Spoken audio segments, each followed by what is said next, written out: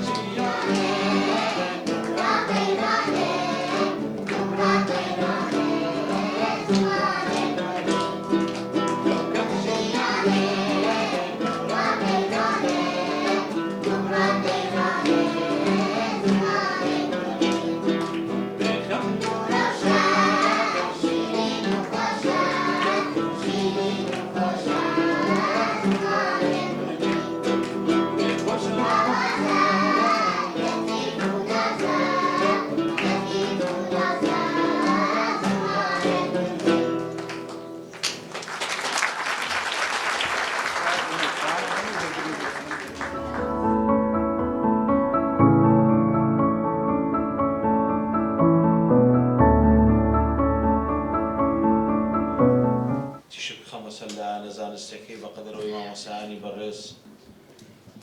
سیمیناریان هەیە لەسەر ئەم بابەتە گرنگی زمان و بابەتی زمانی دایک بۆچی گرنگە. ئەوە بابەتیشی زانستیە دەکرێت مامۆسایانی بەڕێز توێژینەوەکانیان پێشکەشکەن دەی. بەس من دەمەوێت قسە بکەم لەسەر ئەو هەنگاوە زانستیان، ئەو هەنگاوە کرداریانەی کە وەزارەتی پەروەردەی حکوومەتی هەرێمی کوردستان لە کابینەی نوێ بۆ بایەخدان و گرنگیدان بە زمانی دایک هەنگاوی ناوە بووە. ئەم ڕۆژە پیرۆز بێ بۆ هەموو ئەو بەڕێزانەی کە لە کوردستان ژین و لە نەتەوە و لە ئاین و لە ئاینزای جیاوازن، بۆ برایانمان لە کریسیانەکان لە برایانی تورکمان کاوانیش ئەمڕۆ هەرەو یاداکەنەوە و زمانی دایکی خۆیان بەرز ڕاگرن و بۆ هاونەتەوەییەکانی خۆشمان ئەم ڕۆژە پیرۆز بێ. بەڵام گرنگترین خاڵ لێرە ئەوەیە جا لەم مەراسیمانێکیەکینەوە تەنها ڕۆژێک نەبێ، کاتێک نەبێ و چەند سەعاتێک نەبێ و دوایی مەراسیمەکان زمانی کوردیمان بیرچێتەوە. ئێمە ساڵی پار لە زانکۆی سۆران داوەت کرابووین. من بۆ خۆم تا کۆتایی هەموو پانێڵەکان مامەوە و داوامان کردەوە کاتە لە بەڕێز سەرۆکی زانکۆی سۆران کە بە ئیحتیمامەوە جەنابی سەرۆکی زانکۆ بۆ خۆی حزوری هەبوو و بەڕێزانی دیکەش ئامادەییان تیا بوو. داوامان کرد هەموو ئەو ڕاستپاردانەی کە ئەو کۆنفرانسە هەیەی، ئەو پانێڵانە هەیەی پێشکەشی وەزارەتی پەروەردەی کرد. لە ڕۆژی تقریبان 5-6 هەموو ڕاستپاردەکانی زانکۆی سۆران بە ئێمە گەشت. لە 15/3/2022 کۆبوونەوەی ئەنجومەنی وەزارەتمان لەسەر ڕاستپاردەکانی زانکۆی سۆران ئەنجام. چونکە مەبەستمان نەبوو تەنها بەشداری بکەین و قسەی بکەین و بڕۆین. مەبەستمان بوو گوێ لە ڕەگنەکان بگرین، مەبەستمان بوو گوێ لە ڕاستپاردەکان بگرین. هیچ کاتێکیش نابێت لە ڕەگنە بترسین، چونکە ئێمە ئەمانەوێت دۆخەکە باشتر بکەین. بۆیە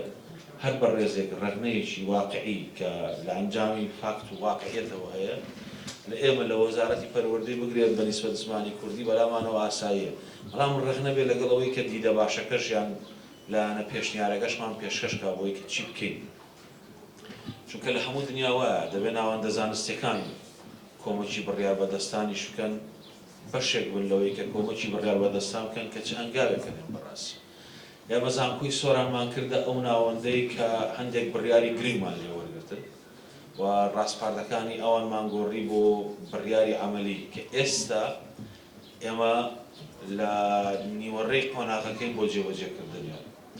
لەو سۆنگەیەوە پێتان بڵێم کە گرنگی پێشکەشکردنی ئەو سیمینارانەی کە لێرە دەکرێت هەر ئەوە نین تەنها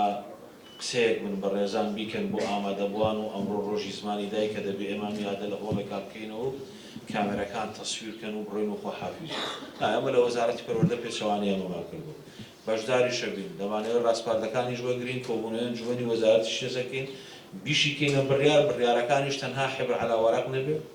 بەڵکو بە دواداچوونی جددی هەبێت، هەنگاوی عەمەلی هەبێت.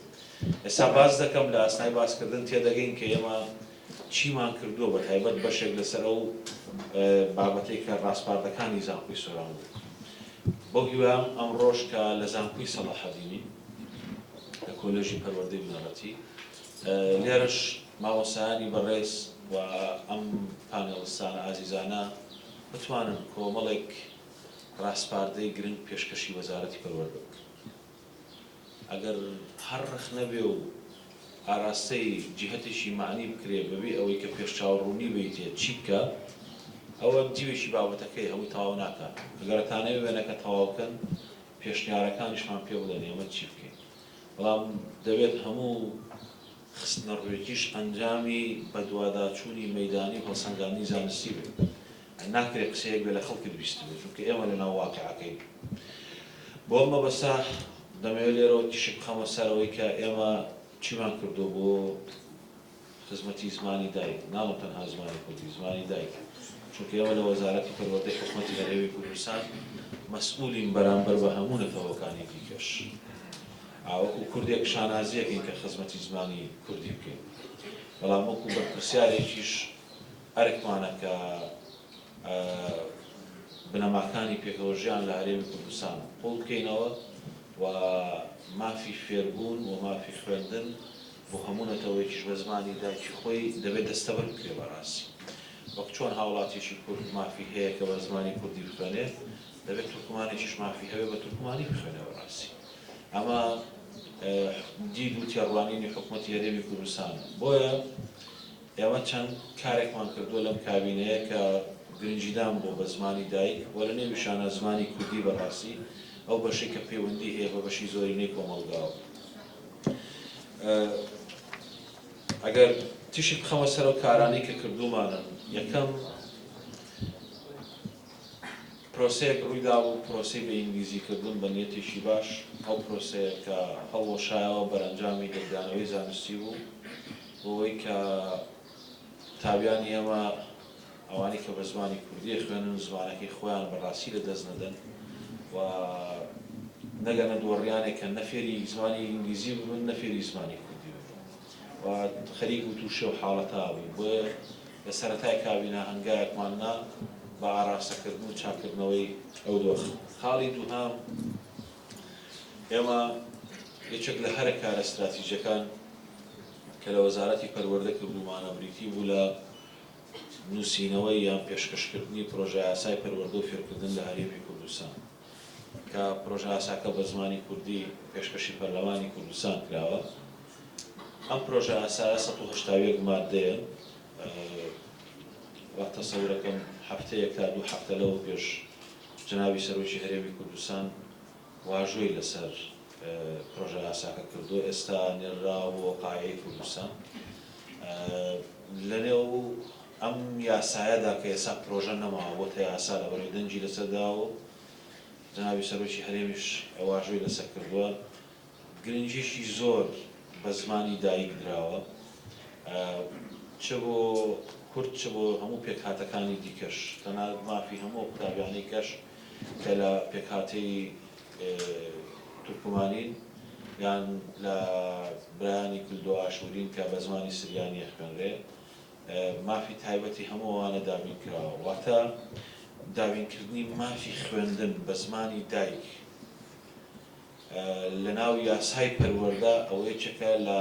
خاڵە گرنگ و استراتیژیەکان کە وەزارەتی پەروەردە کاری لەسەر کردووە. جا لەوەش ئەم مافە بە شێوەیەک لە ناو ئەم یاسایە دەستەبەرکراوە تەنانەت ئەگەر قوتابیەک لە پێکهاتەیەکی دیکەش بێتە دیدی ئێمە تەنها بۆ زمانی دایک تەنها بۆ نەتەوەی کورد نییە وەڵکو بۆ نەتەوەکانی دیکەش. ئەگەر قوتابیەک لە پێکهاتی تورکمان بیان کرد و ئاشووری بێت لە یەکێک لە گەڕەکەکانی هەولێر بخوێنن لە قوتابخانەیەکی کوردی، بەڵام دایک و باوکەکەی بیانێ بیخەنە بەر خوێندنی سریانی بتوانن دە قوتابی کۆبکەنەوە، دەکرێت چەند سەعاتێک فێربوونی زمانی بۆ نمونە سریانی وەربگرن یان زمانی تورکمانی وەربگرن کە ئەمە بە شێوازێکە جا لەوەی کە لە قوتابخانەیەکی کوردیە بەڵام لە هەمان کاتە ئەتوانێت سوود لەوە وەربگرێت کە لە زمانی دایکی خۆشی دانەوە.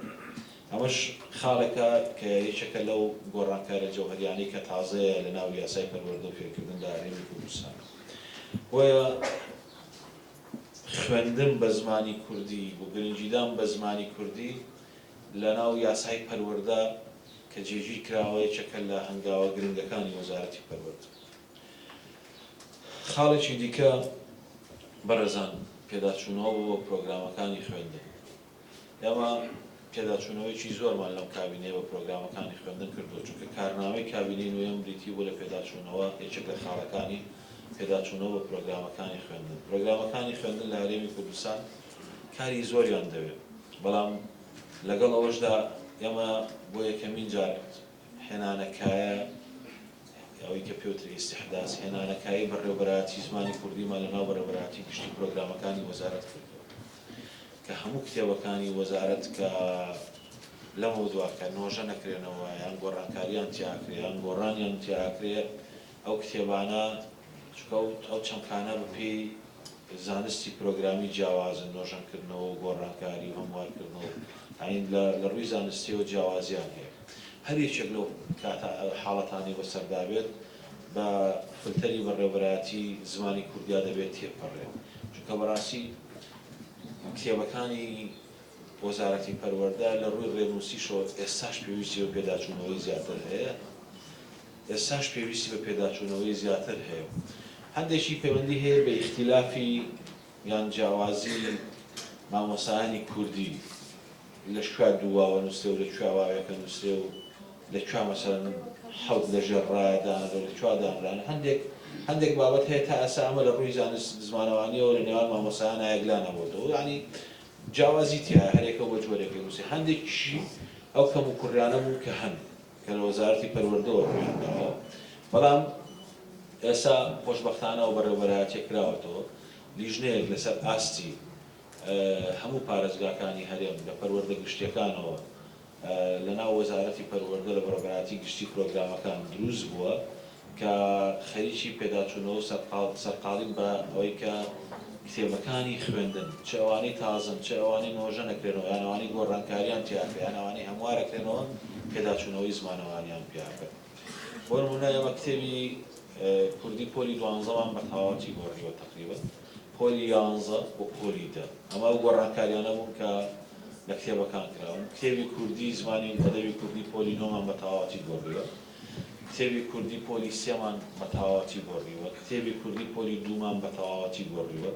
ئەم ساڵ بێتەوە بە دوو کاراکتەری ڕاز و ڕەوا کتێبی کوردی پۆلی 1 بە تەواوەتی گۆڕانکاری پێاکرێ و بە سیستمێکی کەش کە دەمانەوێت زمانی کوردی یەکێک لە خاسیەتە گرنگەکان ئەوەیە کە تۆ کتێبێک گرنگی بە زمان بدەیت زمان دەبێت بەشێک بێ لە فەزاش بەڕاستی واتە ئەو زمانەی تۆ بگوازرێتەوە بۆ فەزا بەشێک بێ لەو جیهانەی کە ئاڵوگۆڕی پێکرد لە تۆڕەکانی ئینتەرنێتەوە پێگەیەکی تایبەتی خۆی دەبێت خۆشبەختانە هەنگاو هەن چەند گەنجێک لە گوگڵ ترانسلیت توانیان زمانی کوردی لەوێ جێژیر بکەن کە بەشێک لەو گەنجانە مامۆستای وەزارەتی پەروەردەی حکوومەتی هەرێمی کوردستان بوون و ئێمە بانگمان کردن ڕێزێنانمان بۆ کردوون هانمان داون دەستخۆشیمان لێکردون لە پای ئەو هەنگاوەی کە ناویانە زیاتر لە 8 کەسیان 7 کەسیان مامۆسای وەزارەتی پەروەردە بوو خاڵێکی گرنگی ئەو پێداچوونەوانە ئەوەیە کە ئێستا بەردەوامی هەیە و من دڵنیاتانەکەم هەڵە دەدۆزنەوە ئەو هەڵە دۆزینەوە بەششی پەیوەندی هەیە بە جیاوازی بیرکردنەوە لە ڕێنووسی و بەشێکشی پەیوەندی هەیە بۆ هەڵانەی کە لە ڕابردوو هەبوو بەڵام بیرتان نەچێت ئێمە 1000 تقریبا 300 کتێبمان هەیە عنوانی 1300 کتێبمان هەیە واتە کتێبێکمان کە بۆ نمونە زانستمان بە کوردی هەیە سۆرانی بە بادینی شەمانە بە تورکمانی هەمانە بە ئینگلیزی هەمانە بە عەرەبی هەمانە بە سریانی هەمانە بۆ پیشەیش بە هەمان شێوە واتە زیاتر لە 1300 عنوانی کتێبمان هەیە ناوێتەوە قۆیەوە بکەیت و هەموو کتێبەکان لە ماوەی 2 ساڵ و 3 ساڵ و 4 ساڵە بووە چونکە ئەو بەرپرسیارەتی چە کورسە بە شێوەی تەدریجی خاڵێکی گرنگ کە ئێمە جێبەجێمان کرد لە ڕاستپاردەکانی زانکۆی سۆرانی ساڵی پار بریتی بوو لەوەی خوێندن لە قوتابخانە ناحکومیەکان ئەو قوتابخانە بە زمانی گشتی پێوترێ قوتابخانە ئاهلیەکان خوێندنی زمانی کوردی لاوازە و پێویستی بە پێداچوونەوە هەیە چەند پێشنیارێکیان بۆ ئێمە خسە ڕوو ئەو پێشنیارانەی کە ئەوان خشیانە ڕوو ئێمە بڕیارمان لە پێشنیارەکاندا و ئێستا پێشتان دەڵێم کە نەتیجەی پێشنیارەکان بەکوێ گەشتووە یەکێک لە پێشنیارەکانەوە بوو کە وەزارەتی پەروەردە باشە کە بە شەوانەی زمانی کوردی زیاد بکات ئێمە بڕیارمان لەسەر باوەڕدا لە کۆبوونەوەی 15/3/2020 یەکێکی دیکە لە پێشنیارەکانەوە بوو کە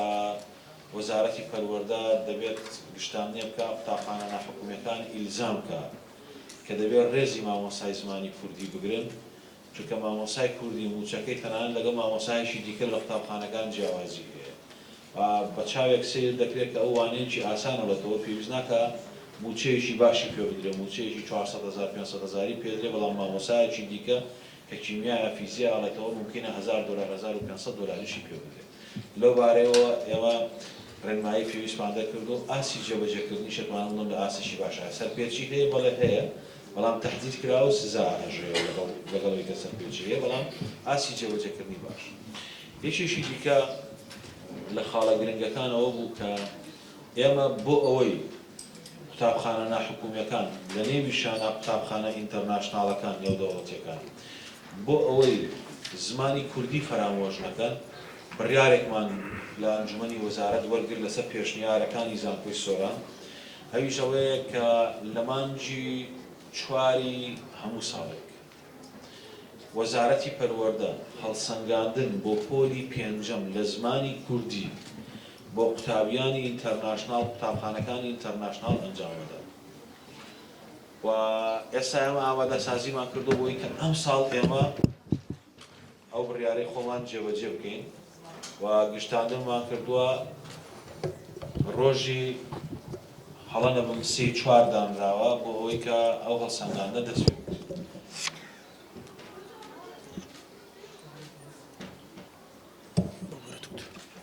لەو هەڵسەنگاندنە خاڵەکان ڕوون کراونەتەوە کە چیەکرێت ئەگەر هاتوو قوتابیەک لاواز بوو لە بابەتی زمانی کوردی لە هەڵسەنگاندنەکانە وەزارەتی پەروەردە قوتابخانە ناحکومیەکە ئیلزامەکە پابەندێکە بۆ ئەوەی کە ئەبێت پۆلی پشتیوانیەوەی کە پێوتێ سەپۆرت کلاس لە زمانی کوردی بۆ دابێت و هەمان هەڵسەنگاندن لە قۆناغی هەشتا لە پۆلی هەشتەمیشە ئەنجام بێت بۆ ئەو قوتابیە بۆیە بزانین ئایا قوتابخانەکە چی خۆی بەجێهێناوە یان ئەم خاڵە لەم ساڵە ئەکەوێتە ڕوو دیاریکردنی ئاستی زمان لاوازی ئاستی زمان بە راپۆرتێکی کەناڵێکی عەلامی نابێت تۆ بێ منداڵێک بگری لە قوتابخانەیە بڵێ بۆ نمونە قازی محەممەد چێ بوو منداڵێکی پۆلی دوی پیداییە گەشتە لەوات چێ لە کتێبەکانی خوێندن نەگەشتۆتەوەی کە قازی محەممەد فێر بێت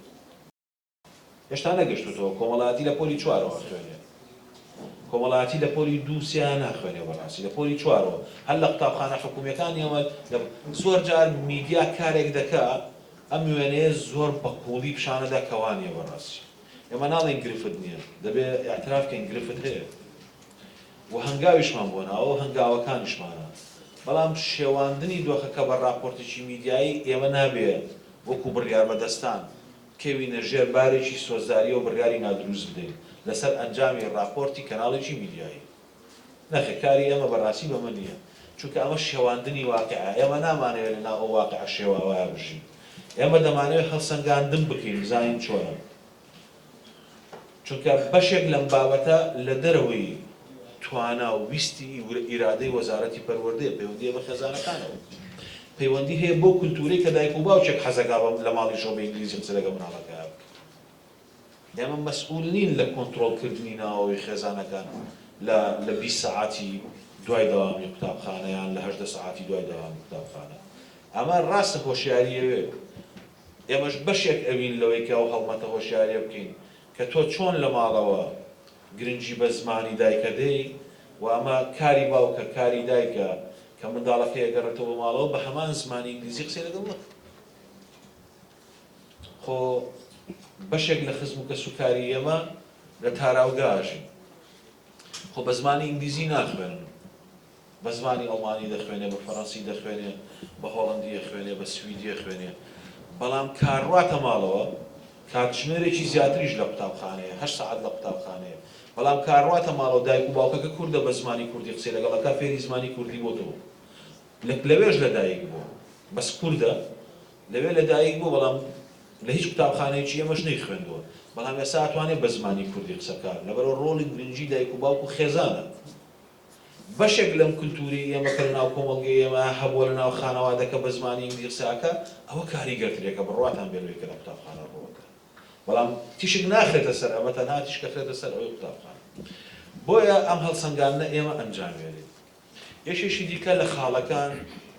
کاویش هەر پەیوەندی هەیە بە زمان و بە کەلەپوورەوەیشەوەیە بابەتەکانی کۆمەڵایەتی و کارامەیەکان نابێت بە زمانی دیکە بخوێنن دەبێت بە زمانی کوردی بخوێنرێت و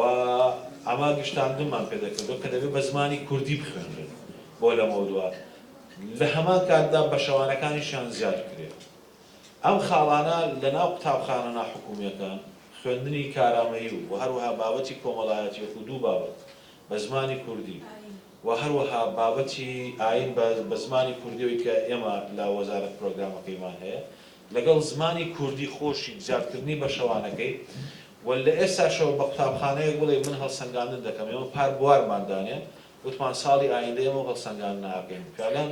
پار ئێمە 15 کۆبوونەوەمان کرد یا ناکرێتەوە بڕیار بدەیت لە 15 بۆ دوای مانگی شکم تێ بڕیارەکە جێبەجێکەیت چونکە هیچ ئامادەسازیی بۆ نەکراوە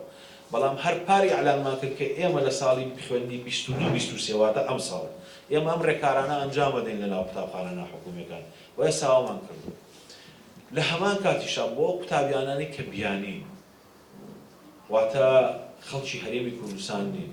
منداڵی دیپلۆمات و ئەو کەسانن کە لە ئاژانسە نێودەوڵەتیەکان پیشەکەن 4 کتێبمان دروست کردووە ئەمانەی کە بە جەنابتانڵم بەرهەممان هێناوە ئەمانە هەمووی نەتیجەی ئەو ڕاستپاردانەی کۆنفرانسەکەی زانکۆی سۆران بوو بەڕاستی هیچێک بوو لەو کۆنفرانسە بەرهەمدارانەی کە لەوێ مامۆستایان پێشنیاری دروستیان بۆ ئێمەکەن پێشنیاری بنیادنەرانە نەک تەنها قسەی جێڕەنەگرانە بکەن و لەبەرەوەی بڵێن وەڵامە ڕەنگەیەکی لە وەزارەت و تەواو هەر ئەوە نە پێشنیار وەزارەتی پەروەردە ئەم خاڵە بکات بۆ ئێمە چاوەڕێی لەو پانێڵیستانە لە بەشداربووان چاوەڕێی پێشنیاری چاوەڕێی قسەکردنی جدین بۆی هەنگاونێن و بەڵێنتان پێدەین ئەوەی بۆ زانکۆی سۆرانمان کردو بەڵێنیش بۆ هەموو زانکۆکانە دێن پێشنیاری جدیمان بدەنێت بۆ هەموو زانکۆیەک ئێمە کۆبوونەوە ئەنجامەدەین و کاری ئێمە ئەوەیە ناوەندەکانی زانستی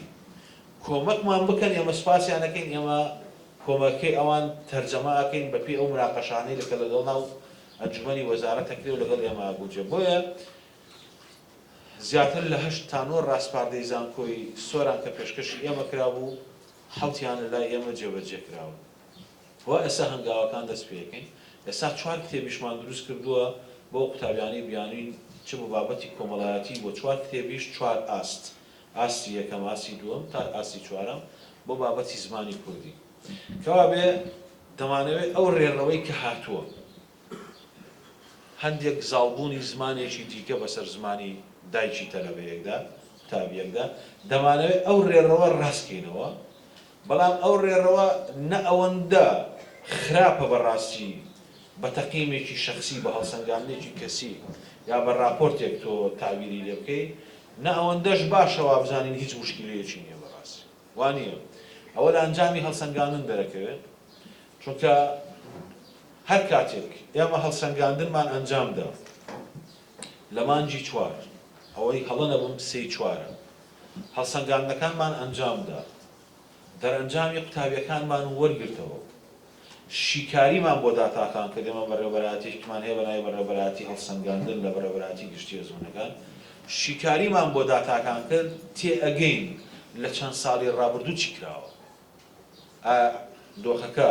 بۆ زمانی دایک زۆر خراپە یان مامناوەندە یان باشە یان چۆن باشتری بکەین لەبەرەوە چاوەڕێی ئەو هەڵسەنگان ناکەین و چاوەڕێی دەرەنجامەکانی هەڵسەنگان ناکەین جا لەوەش هەندێک شت هەیە کە بە شێوەیەکی گشتی لە پێداچوونەوە بە کتێبەکانی زمانی کوردی کراون چ لە ڕووی عفو کتێبەکانی کۆمەڵایەتی کراون کە لە قۆناغی بنەڕەتی بە تایبەت ئێمە گۆڕانکاری جدیمان تیا کردووە ئەم ساڵ پۆلی 4 و 5 و 6 بنەڕەتی بە تەواوەتی بابەتی کۆمەڵایەتیەکانیان پێداچوونەوەی پیاکراوە لە ڕووی دیزاین لە ڕووی زمانەوانی لە ڕووی دەوڵەمەندکردنی زمانە کوردیەکەوە بڕیار وایە کە مانجی نۆ قوتابخانەکان جارێک کە بکرێنەوە بۆ ساڵی خوێندن بکەوێتە بەر دەستی قوتابیان و مامۆستایان پۆلی 7 و 8 و 9 ئەم ساڵ گۆڕانکاری تیاکراوە تا ئێستا ئەخوێنرێت ئەوە گۆڕانکاریانە بوون چونکە ئەگەر هەر تەنها 2 کتێبی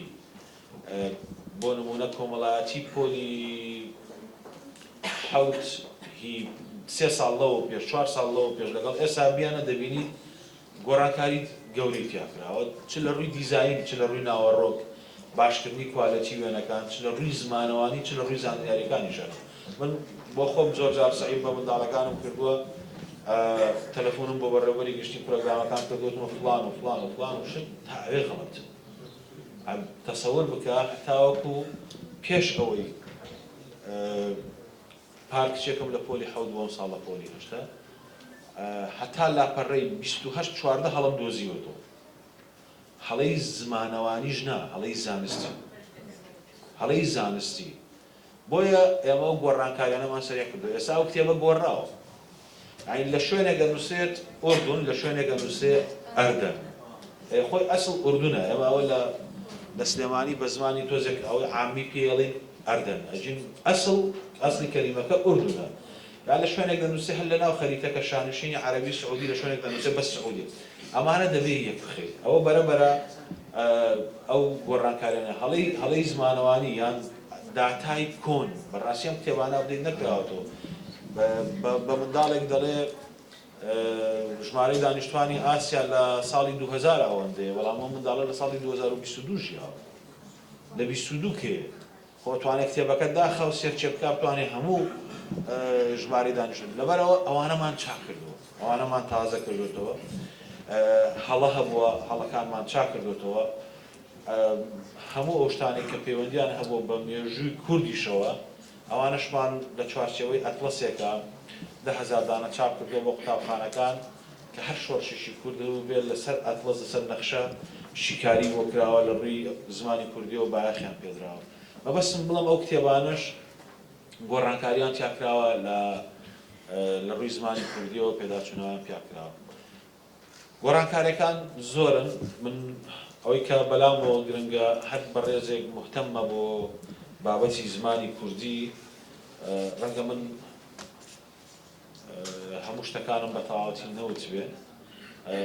پێم خۆشە سەردانی بەڕێوەبەرایەتی گشتی پرۆگرامەکانی ئێمە بکە چونکە پرۆگرام کارکردن تیا شتێکی ئەوە نییە بۆ هەموو گشتی بێ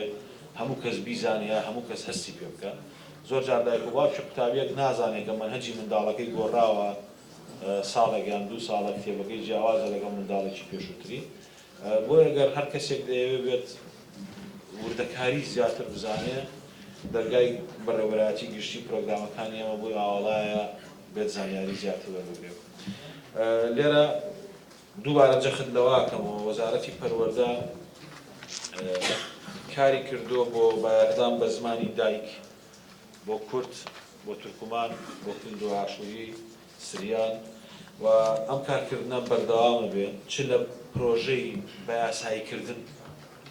چ لەو هەنگاوە کرداریانەی کە ئێمە لە وەزارەتی پەروەردە ناوانە بەدڵنیایی هەنگاوی کەشمان لە بەردەمە بەڵێ بەدڵنیایی لە بەردەمانە ئێمە خۆمان لە وەزارەت چەند خاڵێکی دیکەش هەیە گفتوگۆ بکەین بەڵام لە هەمان کاتدا ئێمە چاوەڕێی ئێوەی بەڕێزین کە ئێوەش پێشنیارەکانتان وەکو کۆمەکیشی زانستی بۆ بڕیاربەدەسانی وەزارەتی پەروەردە پێشکەشکەن کە بتوانین سوودی لێوە بگرین مەرج نییە من تا کۆتایی لێرە لەگەڵتان بێنمەوە چونکە من خۆم تێبینیەکان نانووسمەوە دواتر زانکۆی سۆران بە نووسراوێکی فەرمی هەموو ڕاستپاردەکانی بۆ ئێمە ناردووە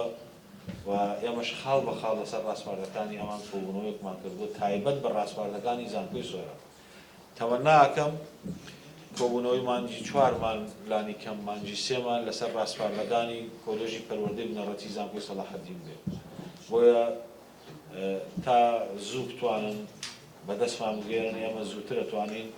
کۆبوونەوەی لەسەر بکەین و بێئومێدیش نەبن لەوەی کە بەتەنها کۆبوونەوەی لەسەرەکەین بڕیارە دەین و من بۆ خۆم یەکێک لە خەسڵەتەکانم ئەوەیە بە دوواداچوون بۆ ورد و درشتی هەموو کاراناکەم کە بڕیارمان لەسەر داوە ڕەنگە هەندێکیان ئاسەندمان بۆ دروست بێت هەمواری بکەینەوە باشی بکەین بەڵام بە دوواداچوونی بەردەوام هەیە لەسەر هەموو بڕیارەکانمان سپاسی هەموو پانێلیستە بەڕێزانەکەم کە ئەمڕۆ دیدێک پێشکەشەکەن سپاس بۆ ئێوە یازی سپاس بۆ ئەوە کاردیمیستە بەڕێزانەی کە لەم ڕۆیە خەمیەوە بوو کە قسەیەکی جدی لەسەر زمانی کوردی بکرێت ئەوشی کە مەفتەبینێمەوە بۆ وەزارەتی پەروەردە پێوەی لە خزمەتتانین سپاس بۆ کاڵ دکتۆر سیلوان بۆ یاریدەرانی سەرۆکی زانکۆ کە ئەمڕۆ لێرە ئامادەن و من ئێوەشتان پێ بڵێم ئەم زانکۆیە زانکۆی دایکە زانکۆی خۆمە خۆم لێرە دەرچووم لە چەندین شوێنی کە داوەت کراوم کە قسەم هەبێ بەڵام زۆرم لەلام مەبەست بوو لێرە قسەم هەبێت لەبەرەوە یەک ئێرە زانکۆی دایکە دوو ئێرە کۆلێژی پەروەردەیە بۆ من وەکو وەزیری پەروەردە دەبێت لێرە قسە بکەم و دەبێت لێرە ژێ لە مامۆسایان بگرم دووبارە خۆشحاڵم سوپاسانەکەم دەستان خۆش بکەم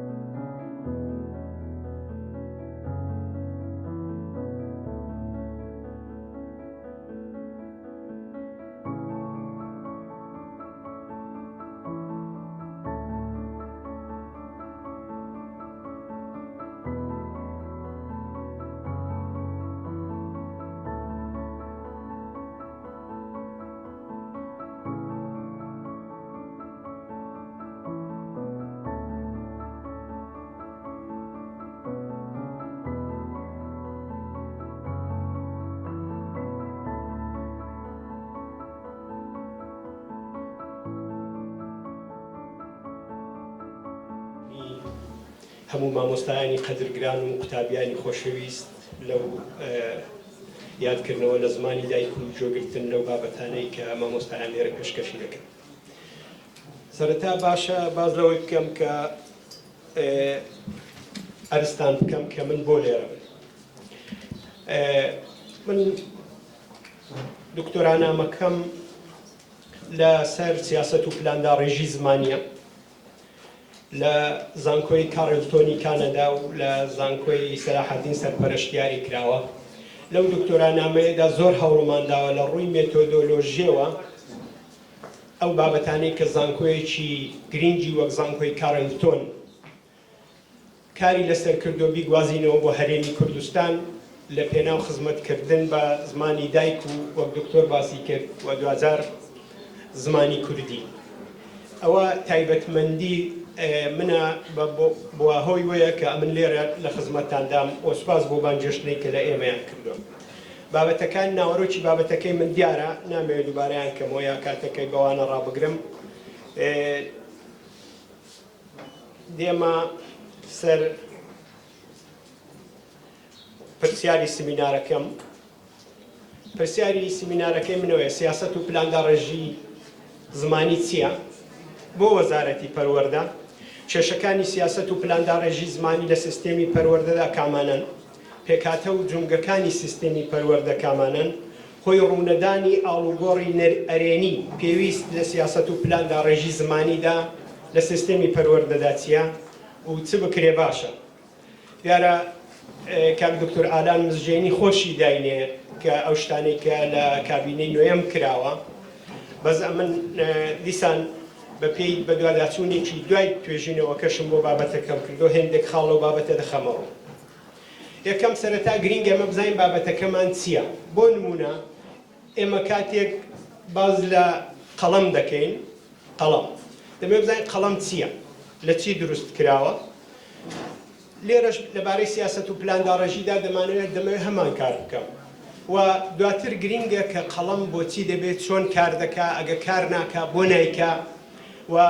چ پێویستە بکرێ بۆی کە قەڵەم کاری خۆی بە شێوەی پێویست بکە. واتە سیاسەت و پلانداڕێژی زمانی چییە؟ سیاسەتی زمانی بریتیە لەو بڕیارانەی لەبارەی پێگەی زماندا لە دەستوردا یا لە یاسادا دەدرێت. ئەمە بەرهەمی چییە؟ ڕەنگە بەرهەمی ئەو هزرەی کە چۆن زاڵ دەبێ بۆی کە دەسەڵاتێک دەستورێک قانونێک لەبارەی زماندا چۆن بڕیار بدە. ئەوەی کە ڕاستی بێ لە هەرێمی کوردستان لە سیاسەتی زمانی وڵاتی عێراقدا پێگەی زمانی کوردی پێگەیەکی بەرزە، واتە هاوشان دەگەڵ زمانی عەرەبی